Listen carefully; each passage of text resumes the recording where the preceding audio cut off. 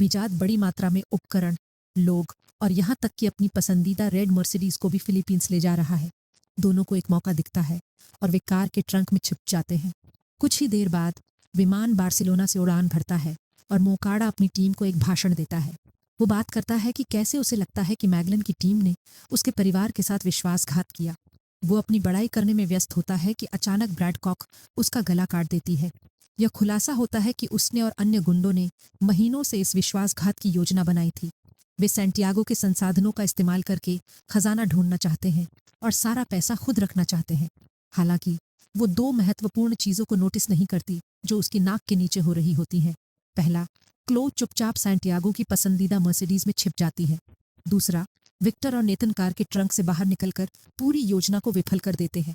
दोनों आखिरकार नक्शे को हासिल कर लेते हैं, जबकि ब्रैडकॉक के आदमी क्लो को ढूंढने में व्यस्त होते हैं। नेथन फिर कार्गो चूट्स को खोल देता है, जिससे विमान से बड़े उपकरण के बक्से बाहर निकल जाते हैं।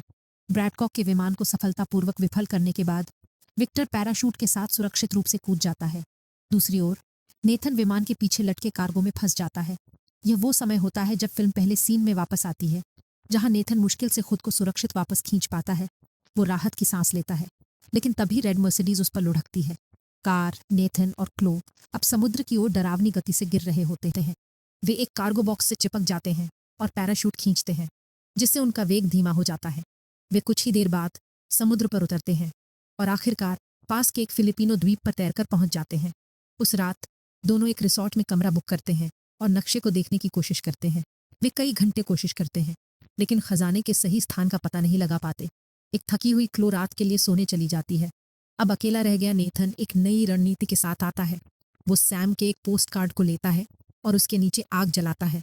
उसकी हैरानी की कोई सीमा नहीं रहती जब उस पर एक छुपा हुआ संदेश दिखाई देता है, जो कहता है कि चाबियों को कंपास के रूप में इस्तेमाल किया जाना है। नेथन फिर दोनों गोल्डन क्रॉस का इस्तेमाल करता है और पाता है कि उनका नॉर्थ टिप खजाने के सही स्थान की ओर इशारा करता है। किसी को भी उसका पीछा करने से रोकने के लिए वो एक कागज पर नकली कोनर्डिन एथेंस लिखता है और उसे डेस्क पर रख देता है। अगली सुबह क्लो नोट देखती है और अकेले ही भाग जाती है। नेथन कुछ देर बाद उठता है, पूरी तरह संतुष्ट